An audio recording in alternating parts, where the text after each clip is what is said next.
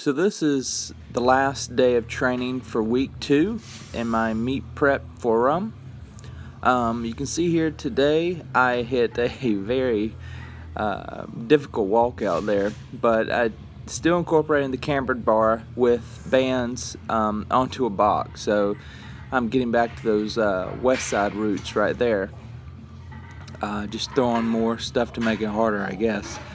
But today I did sets of 6.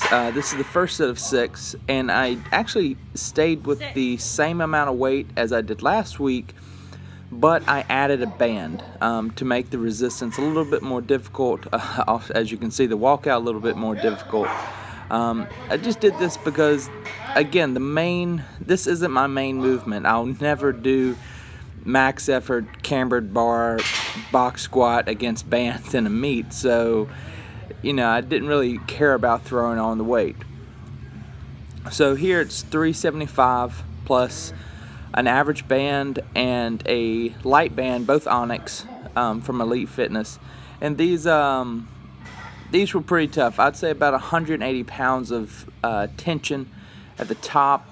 Could be more, could be less. Again, that's not my main goal here. The main goal is just to get as much acceleration. You can almost kind of count these as cat style training, with each repetition just wanting to push as maximally as possible, produce the most amount of force as quickly as possible.